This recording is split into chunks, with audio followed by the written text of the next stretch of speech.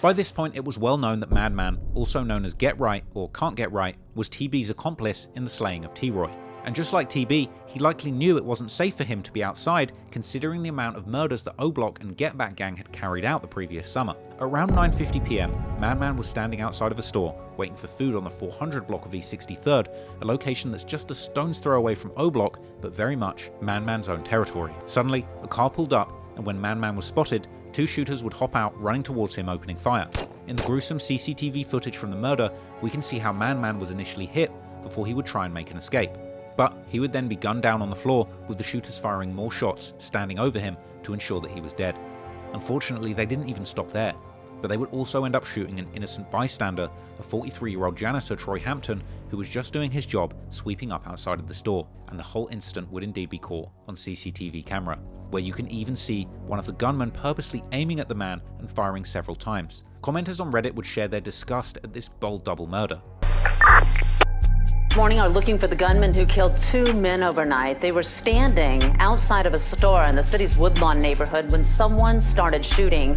A 43-year-old man was shot in the chest. He died at the hospital. The other victim, a 22-year-old, also died. Police say the 22-year-old is a known gang member and was the intended target. Following the murder of Manman, Chiracologists would begin to theorize just who could have potentially carried out this brutal assassination. Surprisingly, many in the community believed that one of the shooters could have been the infamous Chicago gangster dubbed the Gravedigger of Chirac, 051 Melly. The rumors of hatred between the two had begun after a viral video circulated from Poppy's balloon release following his funeral, and in the clip, Manman can be seen dropping the Y, a disrespectful hand sign towards 051 Young Money, doing this in front of the camera and right in front of Melly, with the camera then panning to Melly, showing his shocked reaction, which even gets a nervous laugh out of FBG Duck, who is in attendance. The comments on YouTube would mention how this could have been a grave mistake, leading Melly to want to kill Manman. But these rumors have since been debunked by members of STL, after FBG Young participated in an Ask Me Anything thread for the Chiracology subreddit in 2022, denying Melly was responsible for the incident, but indeed admitting that STL do not chill with 051, but still paying homage to Melly. For many, there was no need to theorize, as it seemed very clear which gang was responsible for this murder.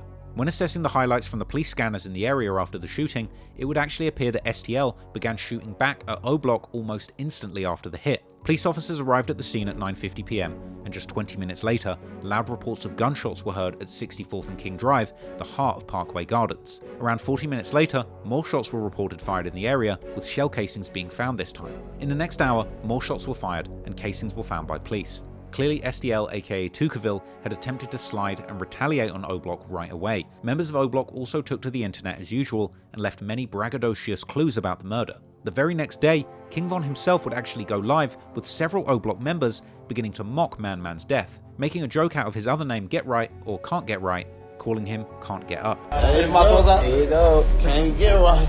There you go, there you go. Cause I can't get right. Alright, now, everybody, not at one time. What just happened? What just happened? A lot of glitches and efforts. Oh, you right there with your hand. You tell me what happened. Who got killed? That's what I'm asking y'all. Who got killed, gang? Yeah. Can't get right, got killed. Word. Can't get right, got Hey, somebody show me a picture. I don't think I know y'all talking about. Is this can't get... Is that can't get right? Hold on, is this him? Is this can't get right? This ain't called snitching. I'm just trying to get verified. Get verification. They tell some can't get up. Oh They always make some shit before we do it. They beat us to it every time. Y'all should start killing people. Cause y'all be doing this. You doing the man. Oh, Steve, this ain't crazy. The group would even mock the death of the innocent janitor, claiming that they will have to roll another one, seemingly unaware that the second victim of the shooting was indeed an innocent man. They said 2 down. Dang. 2 men. That I can't take on David, they said it on both our lives. I could barely take David. 2 pieces? I could take one. Somebody roll another one. Can't. Whoever else got hit. They would then continue, reacting to their ops posting tributes to Manman. See that paragraph under that picture, you know it's so... Damn, best friend, you just told me to pop out. I remember back in the days when you just told me to pop out, best friend.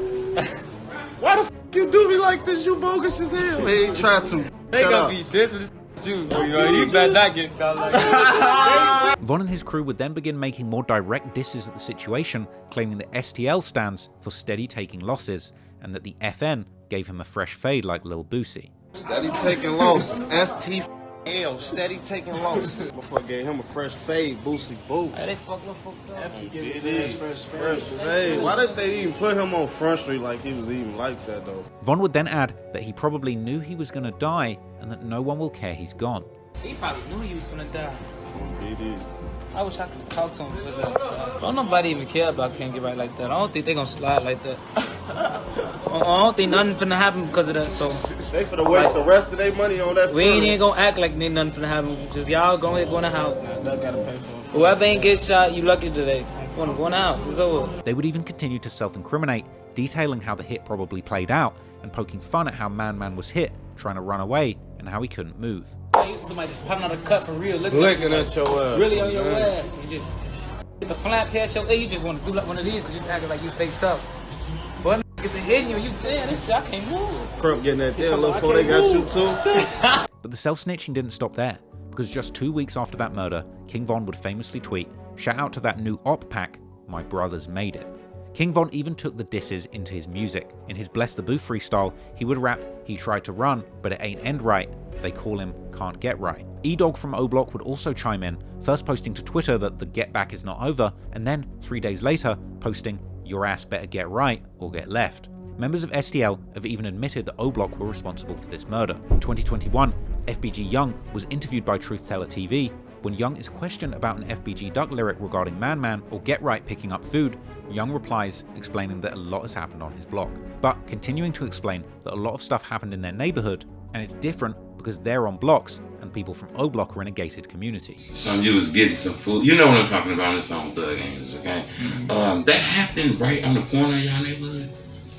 I don't know if you ever seen the store, like the restaurant. It's like it was a restaurant at the time. It's a store now. It's like on 63rd between Everhard and Vernon.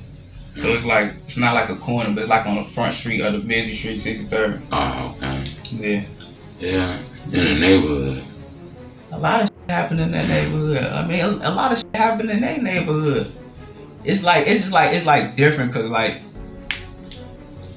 we own blocks and we own blocks and they like in the gated community. Right. As usual, internet sleuths would begin investigating who the gunmen were, with many of them landing on two prospective O-Block members in particular, Muwop and Duke. One of the massive hints at the two being the shooters was Muwop's ominous post following the murder, where he says people wouldn't know the type of bond that him and Duke have, with the top comment clearly understanding the reference.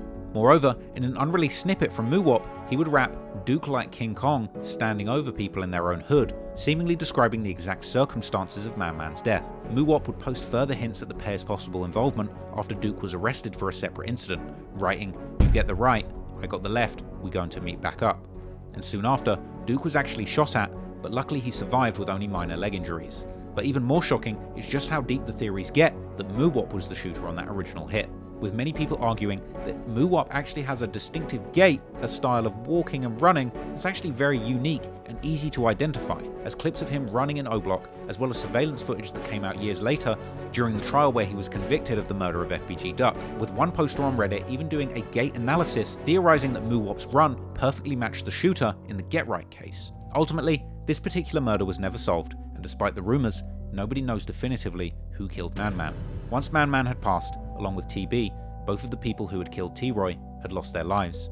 However, the damage was done. O-Block would lose T-Roy's brother HK in a completely random incident, and despite the supposed goal of Get Back Gang being achieved, the Get Backs would indeed never stop. Numerous people from both sides would go on to lose their lives, including the most prominent rapper from STL, FBG Duck, and the most prominent person to come out of O-Block, King Von himself, who also ended up being shot dead in a freak incident that nobody could have predicted. But in many ways, the way that King Von died fit the exact characteristics of the sort of murders that him and his Get Back Gang committed. Whether Get Back Gang truly believes that they avenged T-Roy or not, the senseless cycle of violence and trauma can't be ignored. Those members choosing to go on a series of killings will never be able to bring back T-Roy, and their activities in the streets would only amount to more lives lost to murder or prison. Sadly, for everybody involved, even to this very day, no winners can really be identified. The king of O-Block, T-Roy's best friend King Von, is dead, and many of the original and most important members that celebrated Get Back Gang's murders are facing lifetimes in jail or dead too.